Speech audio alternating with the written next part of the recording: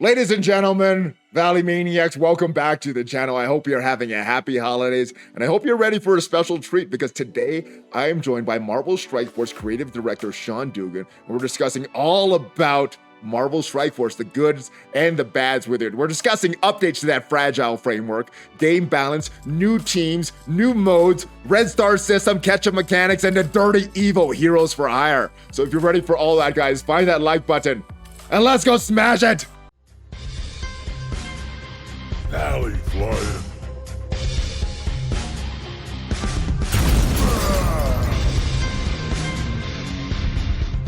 Welcome to the channel. How are you in this holiday season? Thank you. Glad to be here. Big time fan, long time listener, first time caller. well, thank you for joining me. It's always a pleasure to have the devs answer some of the questions the community has been having over the past year. So before we get to like some of the things the community has issue with, you're a little newer at Marvel Strike Force, taking over the position for the creative director position that Jason Bender previously had. How long have you been in the dev department at Marvel Strike Force, and what is your current day-to-day role with the game? Sure. Well, everybody knows Jason Bender, and he's going to still be around, but he's kind of transitioning out. I'm transitioning in, and I've been with the team for about a month. Okay, a bit longer than that, so fairly new. But rest assured, I have been playing the game for quite a few years. I've been making these kinds of games for quite a while, and I've been playing Strike Force pretty much since day one. I've got the 1,000+ whatever day achievements, all that kind of stuff. It's like, yeah, and you know what? I'm with you. Like, okay, Hulk fragments. I hear you. I do understand your pain. We're talking about it. Okay, so nice. We're with you. I have that perspective where, I make games, I make hero collectors. I love comic books. I love superheroes. I've been playing this game with passion for years. Now I'm on the inside. It's kind of, I have the perspective of being on the outside, being a player, a spender, and all of that. Now on the inside and get to have some of that dialogue. So I kind of feel like I get a foot in both camps. Sweet. So I had a lot of questions prepared from the community, a lot of salt, but since you've only been here for a month, I guess a lot of these aren't related to the projects that were going on before you got here. But well, we have conversations about these things, and we're always trying to learn from our own experiences. So it's an interesting conversation to be like, okay, this happened. Let's talk about it and all this. I will try and field any questions you got. I got a healing factor, so I can take the hits. Woo! I like it. I like that healing factor. So just on some of your general comic book and Marvel like preferences, what are some of your favorite characters in Marvel that aren't in the game right now? Devil, Dinosaur, and Moon Girl. Can I say that one? That's an interesting one off the top of your head. Oh, didn't expect that. Right? I wasn't expecting that one. Well, I mean, the amazing thing about this game is, we've been live for like years. There's hundreds of characters in the game, and yet still there's so much to come. There's so much exciting stuff. I mean, to me, I think about like when Magic just came out. Magic is one of my favorite characters. I've got my Magic comic book from love seriously, Hawk Guy costume for Hawkeye. Like, I love that, Yes. These kinds of things. But going forward, it's like there's still so many characters. I mean, Nightcrawler. I would love to, hey, he's a guy that, Kurt Wagner, like Excalibur, Kitty Pryde, we got Psylocke, maybe Captain Britain someday. I don't know. Just saying, could happen. Captain Carter. Whoa. Jane Foster, Beta Ray Bill. I like all those names. I like what you're saying. These are, and please understand, I'm not promising like tomorrow or anything, but these are on my radar. And every time we talk with the team, we start kicking out ideas, and it's like, oh yeah, that's a great idea. There's a great team. Ooh, this is good. We love it. How much of the decision-making process is with the team, and how much of that comes from Marvel based around some of their movie releases, some of their Disney Plus releases? How much freedom do you guys have to choose teams and characters to be released at certain times, and how much of that comes from Marvel? Well, Marvel is a great partner to be working with. It's a great working relationship. I mean, usually what's happening is they're giving us a heads up about stuff that's coming down the pipe, new shows on Disney Plus, new movies. there's rarely any kind of mandate or anything like that. It's more of a heads up that like, oh, these are things that you might be interested in. The team, of course, is also bubbling up ideas. They're thinking about, what are my favorite characters? What are interesting takes on characters? What are some teams that we haven't seen? I mean, a lot of our thought process is about how do you build teams? What's a new team that we could be adding to the game? Where there's a whole bunch of characters, ones that are kind of top of mind, ones that are a little deeper cuts, that kind of blend. And, then there's this dialogue that happens back and forth between Marvel, and they'll offer us some suggestions, say, ooh, how about this? Give us some feedback, these sorts of things. So it's kind of a working partnership as we come up with ideas. And, it's a lot about the characters and the gameplay and everything that can be brought together. And what is taken into consideration when choosing which teams are to be released? Is it the popularity of character? Is it some around a movie, a Marvel release, or like the Doom raids? We haven't had a tech solution in the raids for a while. Is it trying to plug up holes in certain areas? Like we have a few different teams for bio now, but still looking for a team for the tech section.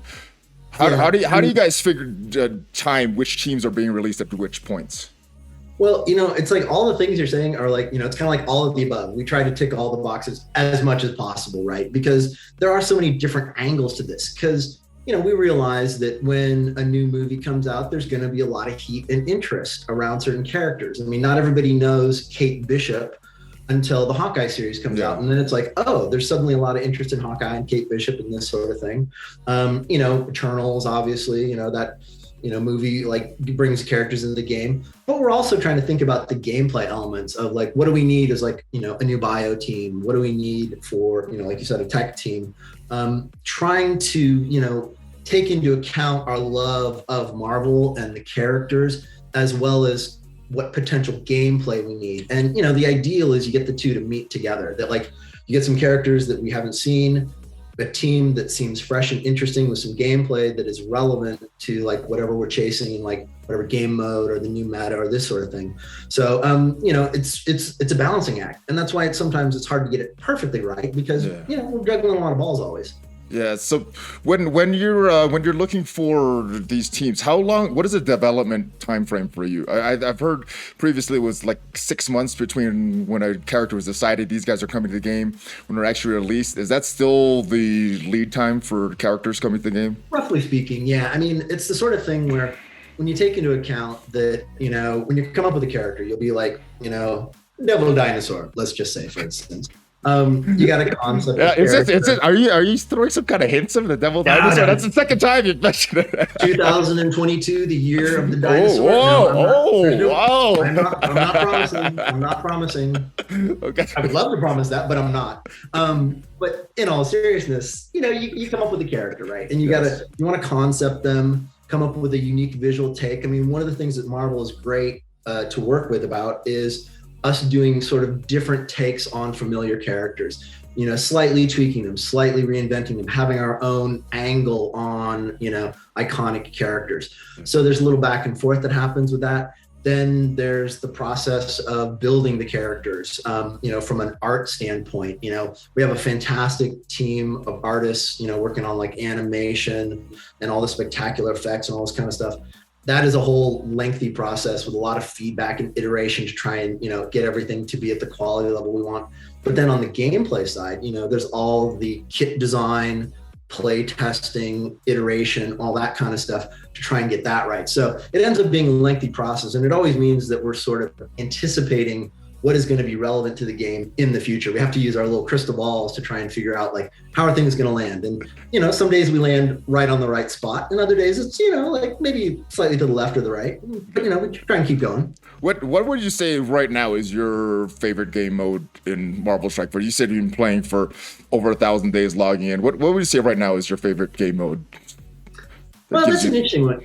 I mean, to me, there's always the classics. Like I do actually enjoy the challenge of RTA. I know that can be a somewhat controversial topic depending on what day of the week it is. But playing against other players, there's always a little bit of a live thrill. Good old fashioned arena and trying to make progress on that. my alliance is a little more on the casual side, so we're not tackling all the the top end raids. Yeah. So that makes my life slightly less pressure filled. I got enough things to worry about. But I do appreciate the challenges there. Nice. What and we got a few modes coming up. We got Grand Tournament coming up. We got the Pocket Dimension coming up. We have the Avengers Tower. Is there any mode on the horizon that you're really looking forward to more than that really stands out for you? That you're looking forward to more than something else? Well, I mean, there's, like you said, there's a couple of new game modes that are going to be coming out soon.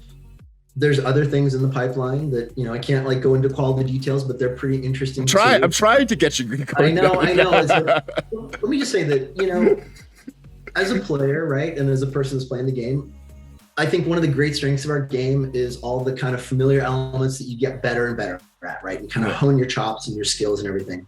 Same time, it's also important that we get stuff that's fresh. We want new things coming to the game. We have heard that. We have been listening. And so, 2022 is going to be a year where you're going to see some new modes in the game. You're going to see some new kinds of challenges, some stuff that you've heard about, some stuff that you haven't heard about. So it's all going to be pretty interesting. I personally am looking forward to Grand Tournament. I do like that kind of strategic, higher level competitive play. I'm pretty excited with a lot of the elements that are coming together on that one, and looking forward to that landing in the the near future. I'm looking forward to that as well. I mean, everything that I've heard about it, everything that's similar to it in previous games has been nothing but positive. So looking forward to that. Can't wait to see what's going on with the Pocket Dimension and the Avengers Tower. Though it seems a little interesting that we haven't had game modes like this previously, and you did say possibly some other game modes in 2022, so I'm curious to see what's going to happen next year in relation to that. I did want to discuss game balance though. Sure. I don't know if you were aware when Silver Surfer came to the game, there was this big power leap, big huge increase in stats. What is being considered now as far as the power leap that's happening with these characters, and there's crazy stats, because pretty much everyone that's released before Silver Surfer has mediocre stats, and now the reworks, these characters are going crazy. Was that a deliberate decision by the devs?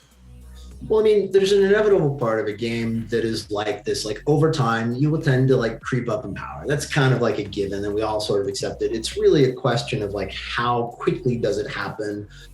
What is the ramp up time? There's a couple characters like Silver Surfer, Kestrel, some other characters that like, they kind of bump you up for power.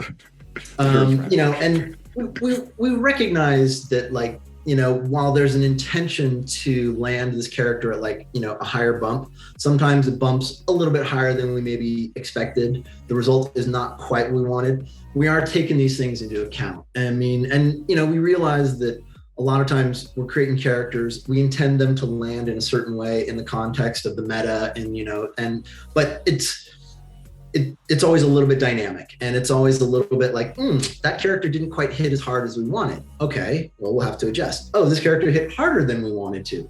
We got to dial that back.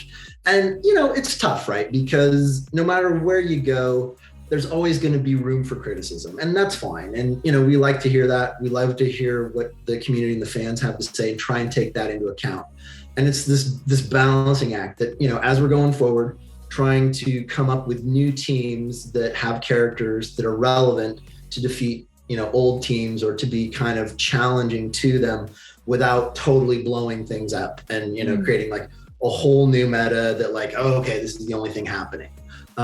It's always an ongoing process, but we love to get the feedback, because at the end of the day, we do a lot of internal testing. We have automated testing, to like kind of look at things, but we also have a lot of play testing. We do a lot of feedback, iteration, these sorts of things, but we're only so many people. And so we don't really know anything until it lands in the community with all the players. I see. And then we truly get the feedback and try and learn from that experience and improve things as we're going forward. One of the criticisms from the community, I'm sure you're aware if you've been, is the testing. It seems like there should be more testing done, and I guess is that a staffing thing that needs to be addressed, because it seems like a lot of things go out before it's been properly tested. So what would you say is the solution? And What is the process that goes on? Because you mentioned some automated, some manual. I think a lot of communities are under impression that there's little testing. Because can you describe that a little more? What goes on with that? Sure. And I mean, when we talk about testing, we're talking about kind of two different things. One is sort of from the gameplay, game balance point of view, and how well do how interesting are the character kits? How well balanced are they? How do they synergize? All that kind of stuff.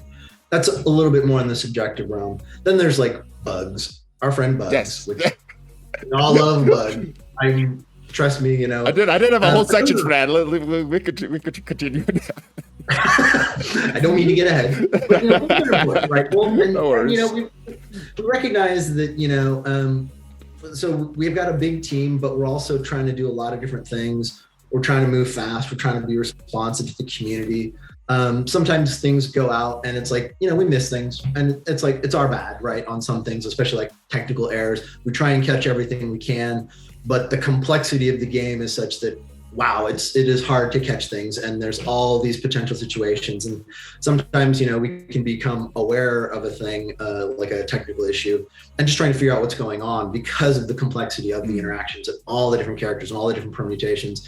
It's tough to even track this stuff down. And so, we want to, catch 100% of these things, and we want stuff to always go out bug free.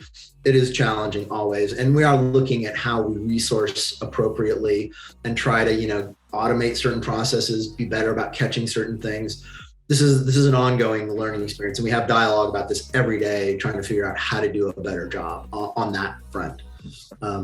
Going back to like the gameplay side, it's a little more on the subjective side, but again, it is this combination of, we have like an entire team that is devoted to combat, that like, that's what they live all day, all night, 24/7. They don't sleep. I don't let them. We keep them going forward.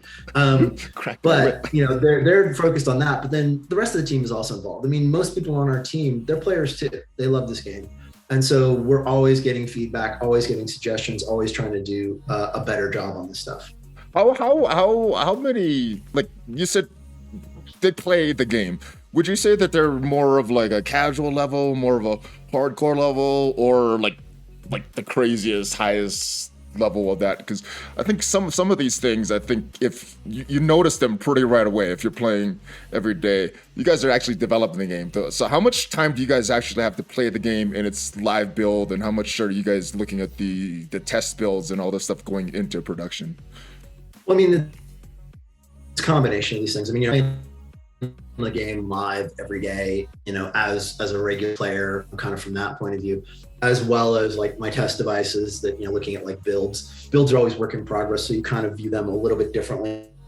It's sometimes it's hard to see things exactly correctly, but trying to be aware of both. And, on our team, we have a huge range of players, right? We have players that are, very casual, huge fans of the IP and just like to, kind of play with their toys.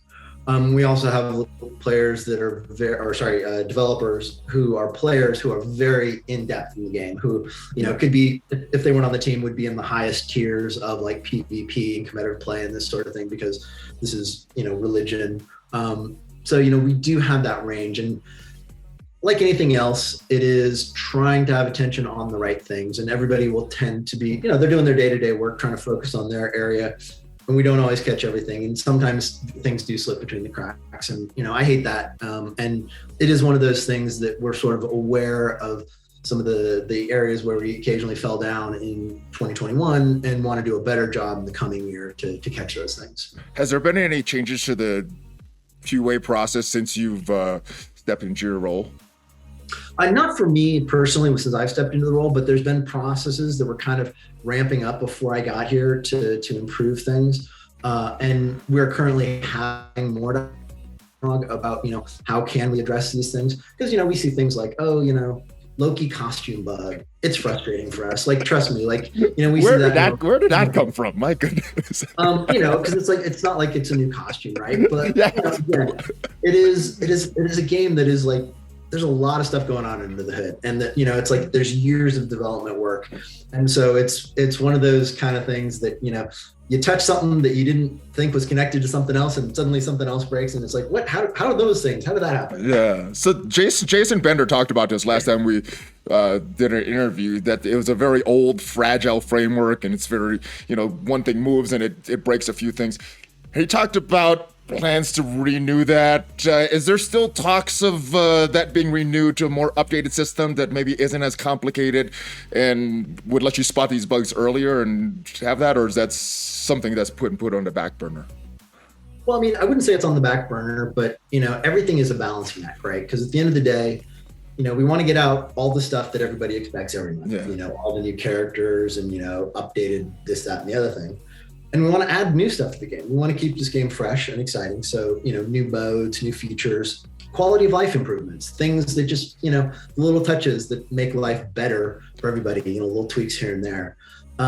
Then also making sure that we refactor certain elements of the game so it is a little more stable, a little bit more robust. I mean, I hate the word fragile, but, you know, it's like there's certain things that are like, man, you don't want to hit it with a hammer because like that will cause problems. But we try and make it more and more bulletproof. We can only do so much at any given time, given all the other things that we want to do.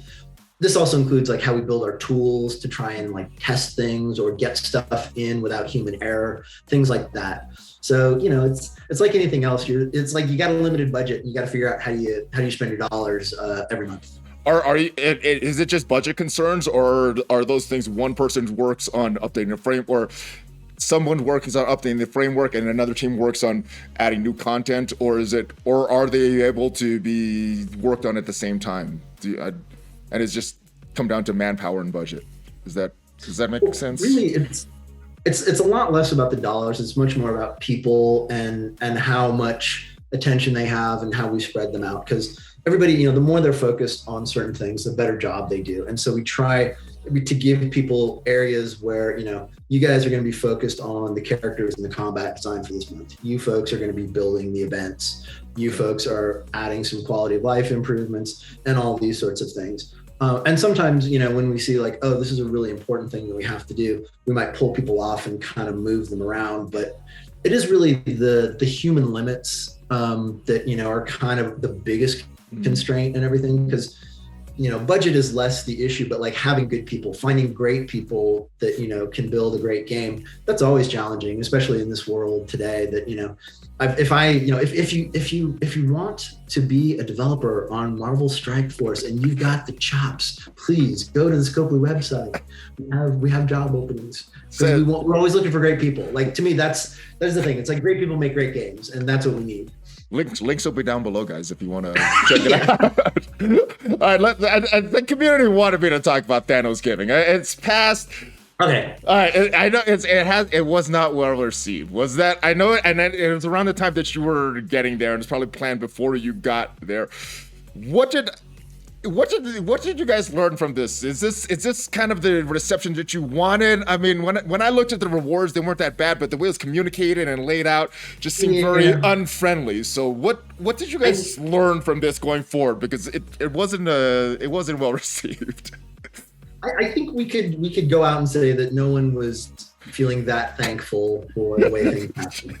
And, you know, it was a number of things. And some of this is just kind of like the intention was to give people what, you know, was like juicy rewards. Not any one of them was like amazing over the top, but like kind of a consistent stream of like, okay, nice rewards, things that would feel good. But, you know, certain things landed in a certain way that it's like, you didn't get insight into like what you were actually getting. Yeah. Something like an orb. What is an orb that we're buying? I don't know. Yeah, and you know, the idea was that each one was like a little bit of a drop, and so then you get like, you know, we had all this anticipated buildup for like, okay, I've accumulated all these things, but I can't open them. I can't see what they are. And then I start opening them and it's like, oh, that's what I've been waiting a week for. And, you know, and then you got to hit the button over and over and over and over and over. Yeah. You know, it's a lot of times what happens, right, is that you got multiple people looking at this big thing that we're trying to do. We're trying to do an epic, you know, event for the holiday. You know, we're not trying to, you know, make anybody feel We want good feelings. But everybody's looking at it from a different angle, and sometimes it's hard to see how all the pieces fit together until it's a little too late. And then it's like, oh, it didn't land the way we wanted to. And what it's highlighted for us is that we really have to be a little bit better at looking at all the pieces and making sure that we're seeing them fitting together in the way and communicating that clearly. Because a lot of it was sort of miscommunication and people's expectations being out of line with what the intention was. And that's really like, for a lot of events when like they don't go so well, that's a lot of what's happening. I mean, sometimes we blow it. Sure, that has been known to happen, but we try and do better. But a lot of times it's, you expect one thing, you're expecting chocolate, and then you got vanilla, and it's like, wait a minute, I wanted chocolate. Vanilla's okay, but vanilla tastes good, but it tastes horrible if you're expecting chocolate. Kind of, yeah. I got a question. So you said there's a lot of people looking at these different events and stuff. Are you like the head chef to make sure that they're all like having their eyes in the big picture and making it received well, or is there some person at the top that's looking at everything and how all the departments come together and how things are received by the community? Well, I think, it's like for my role, I'm call it the head chef on like the creative front. That to me, what is important is that I'm thinking a lot about the player's experience. How true is it to like a game that you're going to love and want to like come back to day after day, year after year, and making sure that it feels true to the spirit of Marvel. That like, this is our IP and like, we want to deliver like epic comic book action. We also have folks that are sort of looking at the same game a little bit more from the business side of things of like, okay, what is going to be rewarding for the players in terms of like progress and feeling good about the value of their time that they're spending on the game. And when they spend their money, they're going to feel satisfied about spending their money and making sure that that all balances in like a successful business. And so it's kind of like those two sides have to come together to make sure that we have something that, is sustainable as a business so that we can run this thing for years to come, but is satisfying to the fans and is a good play experience. And so, I have my world and then there's, kind of my equivalent and slightly different world. And we try to work together and have like a successful partnership on those things. So it's a simple way to describe it. You're in charge of like the fun, and then there's the money people, and you guys come together and try to make the. We'll oversimplify and go that. Is that the oversimplified way to describe it? Yeah, it's gonna be oversimplified. Okay. I mean, I have no objection to money in the a broad sense, but like we're here to like make something fun. That's kind of where we start from. Like I said, I play this game. I've played this game for fun. I've paid money for the game out of my own pocket for fun. So that to me is like, that's where we start. And that's where you need a product that like, because, I'll tell you, I don't want you to be playing this game a year from now. I want you to be playing this game 10 years from now. Like this to me is like, we want to be thinking about this, like, this is a game that is sort of like a lifestyle. If you're into Marvel and you like collecting heroes and strategizing, that you're going to be playing this for like years to come. Hopefully. Yeah, exactly. I'm jinxing it right now, but like, oh, don't jinx it. Hey, on the Thanosgiving front, before I move on, can we be able to open more than 10 orbs at a time, or like that Thanosgiving one at a time? Like maybe have a slider and maybe open all of them, because I got like almost 1,000 blue orbs that I probably never will open. That I can say that that fairly recently the topic of being able to open up to say 100 orbs at a time and having like a way to do that has come up as a topic. So it is actively being discussed and looked at right now. Thank goodness. All right. Let me just cover some more hot button issues. Red stars with the community. that was a bad system that was implemented before you got there. I don't know if you're a fan of it from just playing it. I'm not sure how profitable it still is, but is there any plans to change the red star system, maybe removing minions from certain orbs, more promo credits, with more toons added every single patch, makes it harder and harder to get the ones we want. So is there more plans to add more agency to that system?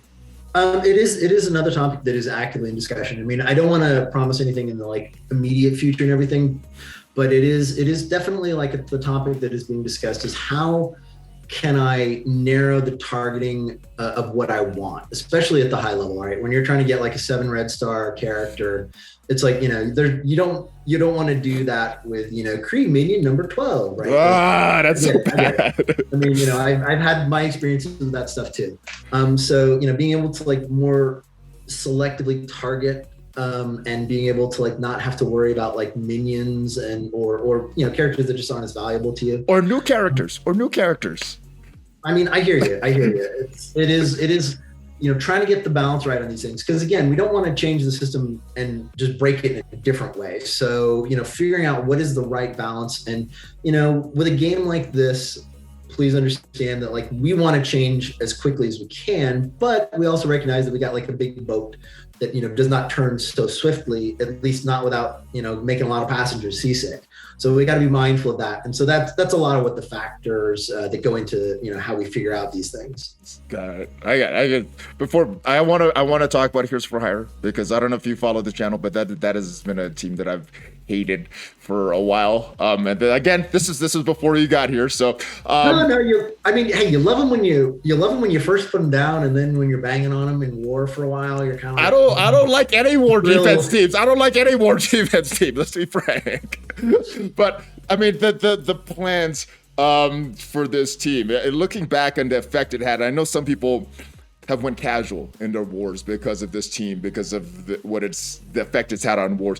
Was this kind of like with the devs that designed this team and wanted to introduce as a war defensive? Was that kind of what they were thinking would have happened to the community, or were there other things that they thought would be going on with this team? Well, I mean, certainly the intention was that they were supposed to land as like a really solid war defense team. Like, you know, that was, you know, like one of the intentions for what they were going to do. And this is one of those things where it falls into the heading of like landed probably a little harder than we wanted, a little bit stickier problem to sort through. I know, I realize I'm understatement of the day. You didn't design it. They were designed before you even got to so I'm not. I have banged my head against many a Heroes for Hire team in war, going like, wow, I thought I was punching down, but no, that was not the case. And so, you know, we hear that, and you know, we recognize that, and again, you know, you think it's going to land at one level, but it's sometimes tricky. And kind of what tends to happen in these games is that if it's, you know, like nicely balanced, it stays close, but then it tips and then it goes like that, right? And you're like, oh my gosh, how did that happen? These really do a lot more effective defense than we really anticipated against so many different teams. You know, and there's the intention that, you know, when you see like a powerful team, that there's a counter team that is going to become available to, you know, like work against them. You know, Weapon X is a solution to Heroes for Hire. Again, trying to get the balance right so that it's not like overwhelmingly the answer to this and many other problems in the game, but it's like still in the realm of good game. That is the challenge always that we're facing. How much is the fun factor taking into it? Because there's some teams, like when the Asgardians came out, like, oh, this is very hard, but this is kind of fun to figure this out. The Mercs, like, it was hard, but it was fun. I had zero fun with Heroes for Hire. Was that something that the devs looked at in designing this team as what it would do to wars, the fun factor, or is that something that maybe looking forward a little more? Yeah, I mean, definitely, you know, we're not trying to make teams that aren't fun to beat. Like, the idea is to be able to give a team that provides a challenge that, you know, it's like, okay, if I play just right, if I target, you know, the right enemy at the right time with the right ability, I can squeak by, because nothing is better, at least from my experience, than those nail biter ones where it's like, okay, I think I can do it. I'm not 100% sure, and I got the tingle because it's like, I like that. Oh yeah. Oh, I like that. I 100% agree. That is one of the best feelings in a game. You're like, oh, can I beat this? This is hard. Oh, I did. That's the fun that I like in the game. But you know, it is tough to land it all the time. You know, sometimes you get it and sometimes you don't. And you know, Heroes for Hire it didn't quite have the opening for a long time to allow that kind of like narrow victory that is satisfying. It was just kind of like you're banging your head against the wall. I think it's a little closer now with Weapon X. I mean, I know there's criticisms there, but I might actually argue that some of the criticisms fall into the heading of like, this is, it's a little closer, it's a little more balanced, it's a little bit more in the spirit of what you would want as a game where, there's a challenge, but if you play right, you can get the result you want.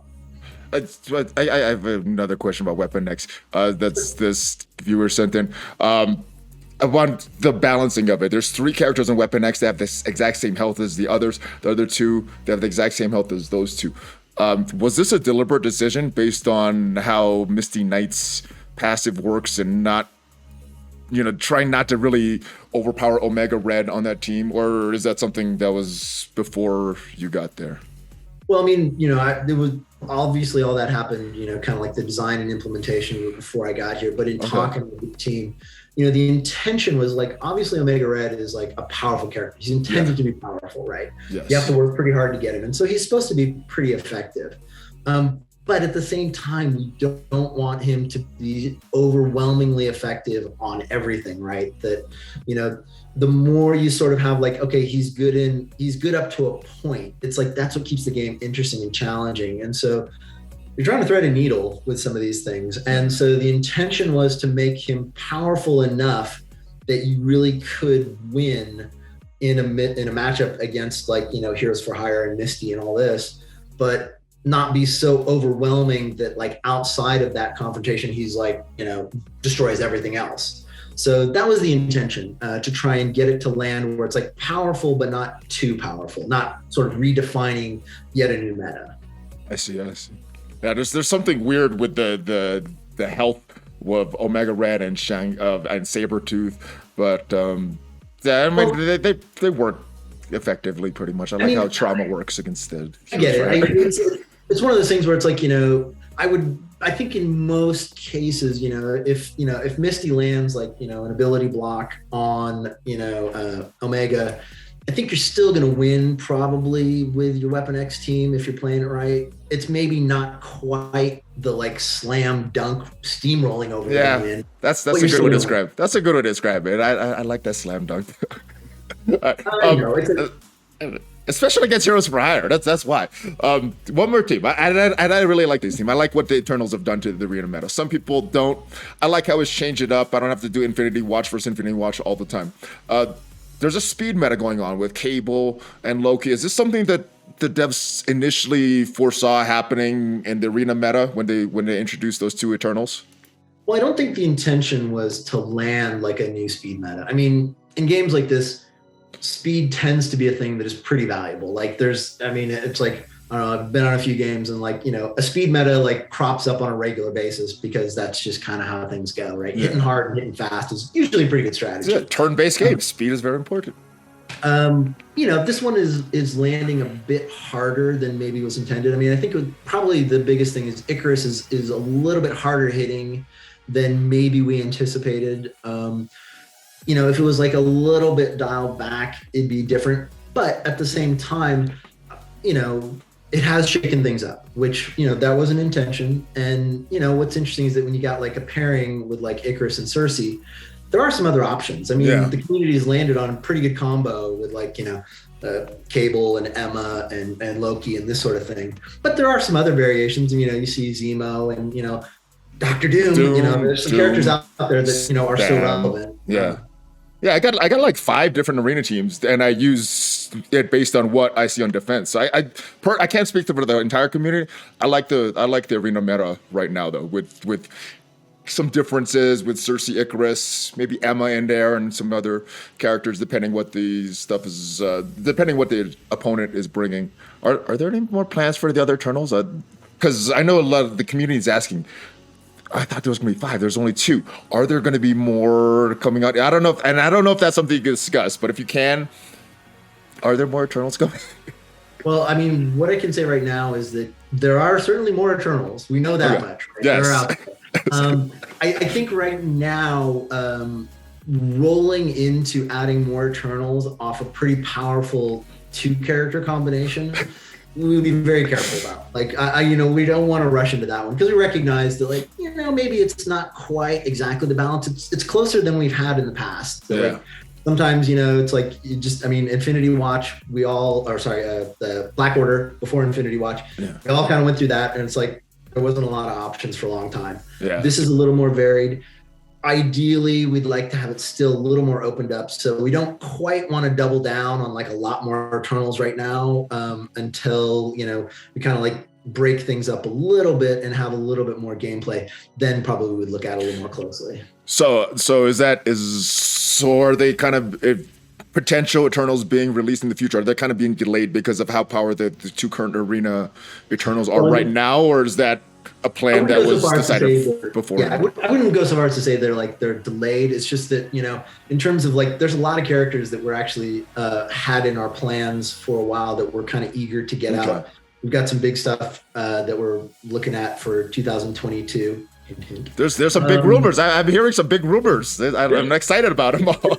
We're hoping that 2022 is a big year, and we're trying to shake a few things up. And we're hoping that the community gets excited when they start hearing more and more about it. It is not centered around the Eternals. I'll say that much.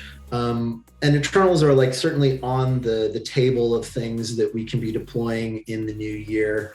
But we're not like rushing into like a big Eternals team and a big Eternals meta or anything like that. Got it. A couple more questions. I know we only have a quick amount of time. Catchup mechanics. People keep asking about these. It's getting harder and harder to recruit in these not end game, but towards the end of the game alliances. Is there any plans to get people more towards getting into Doom quicker for that? There's some catch-up mechanics, but is there a plan to bring that even further for newer mid-game players? Well, yeah, there's a few things that we've been doing about, like retuning a few things here and there, the costs of things and this sort of stuff to try and help with that a little bit. But we actually do want to land some things in the near future that will help with that, because, it is a hot topic of conversation internally for us. That, we recognize that, especially like new players coming in, as well as older players that get like new characters, like, or need to catch up their old characters that they are underinvested in, these sorts of things. Like, how do you do it? Because at some point you run out of time. There's only so many hours in the day and this sort of thing. And so figuring out exactly the right way to do it. I mean, we're looking at things like, would we retune drops on certain times of gear materials? Would we have, the ability to like, use like one token to like do like a big jump in terms of like gear upgrades, but it's limited availability. Like we're considering and exploring a lot of mechanics, and we're listening to the things that the community is saying about, hey, it would be great if, I had this. I'd really love to do it. It is definitely a top of mind subject for the new year. Has the paid option never been discussed? I know Star Wars Galaxy of Heroes a little while ago, maybe over a year ago, they introduced this thing. It was like $100. It'll get you like pretty much 2 years worth of progress for that. Is that something that's been discussed by the team? Oh, definitely. And, we've got product managers who'd be very eager to like, drop these things. And, it's a lot of it is in the context of what is the overall health of the game. And, certainly the ability to pay to get like quick advancement is attractive. Same time, you don't want free to play players to feel like totally out of the mix and like, oh, there's no option for me if I don't want to drop $100. Yes. So it's a balancing act, because we actually really do value both, the people who spend, obviously that keeps the lights on, but everybody who's playing for free and making it like kind of a vibrant, interesting community of passionate players. We want to make sure that no one feels left out in all these things. Gotcha. That makes sense. A couple things on raids. The raid season milestones, they end immediately as soon as they're up and the new one goes up. Other milestones on like that. Why has that not been changed? That's one of those ones where like I wish I could give you a better answer, because this is one that has come up, and it is for a while, ever since Silver Surfer got into this, it's been. I know. Sorry, it's not.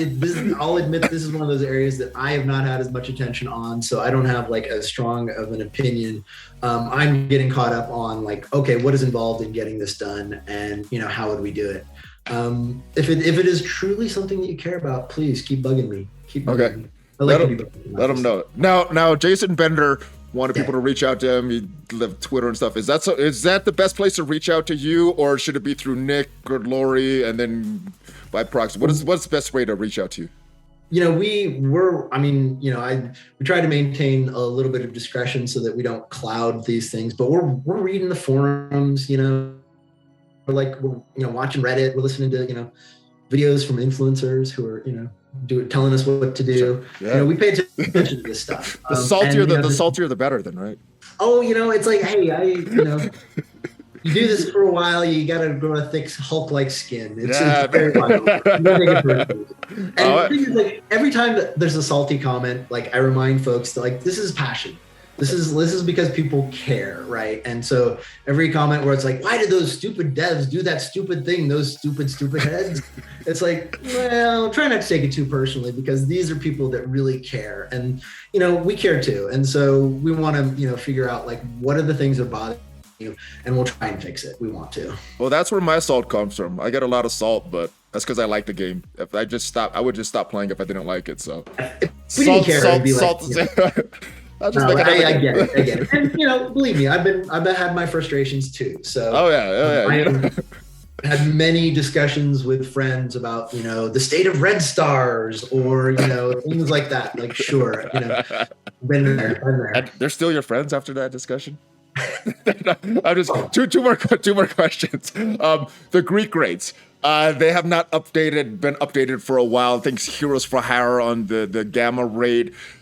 Has there been any talks about updating these and the orbs as well? Because these characters should be added in certain orbs of the Greek raids that have not been updated for a while. So has there been any talks of the Greeks, particularly Gamma, being updated? Well, definitely there's talks about raid updates and, trying to make a pass at that. I can't tell you honestly off the top of my head, like what the state of that is today, other than it is a topic of discussion. And it's like so many of these things, there's only so much attention. I know it seems like we got unlimited time and budget and manpower and all this kind of stuff.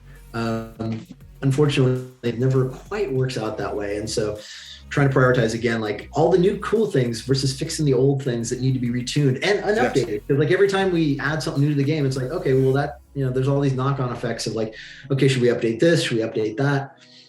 It's hard to keep up. All right, so there's a lot of things that need to be updated. Like I said, guys, the link is going to be down below for the application for the Scopely. If you guys want to send your applications, they need And it's like this is as we're getting towards the end of the year and we're looking to the new year, like these are the things that we're trying to figure out. These are the things that like we passionately want to do. I mean, again, I will say, like, I've been playing this game for a while. I care about it. I spend like way too much time. My wife is always like turning to me being like, put down your phone, you shouldn't be playing that game right now. And it's like, honey, it's my job now, I have to do this. I have that excuse, right? I got that with my wife. I like that excuse. I got that with my wife as well.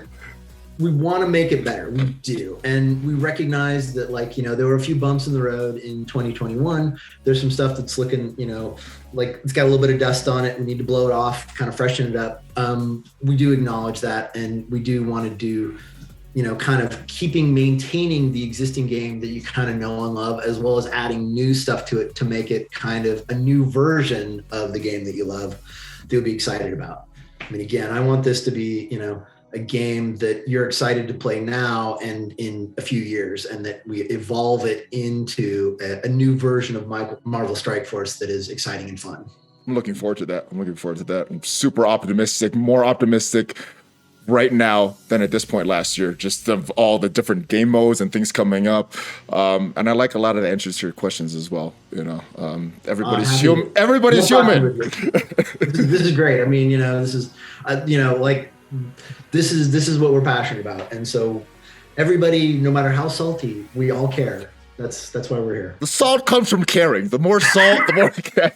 Salt makes the food taste better. That's what they say, right? It's a bit bland with no salt. All right, final question. Like the Valley Club would not let me go without asking you this. Okay, I'm gonna brace myself. All right, Die Hard. Is it a Christmas movie or is it not a Christmas movie?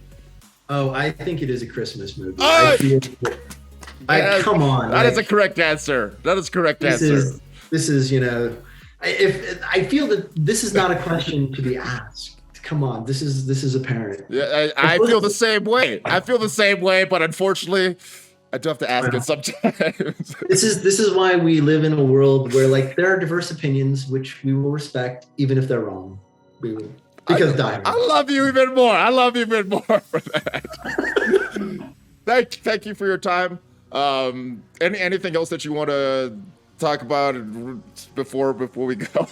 The only thing I will say is, like I said, we do have plans for the new year. In fact, if you go to our website in the near future, you might see some hints about some stuff that's going to be coming down the road in 2022. So we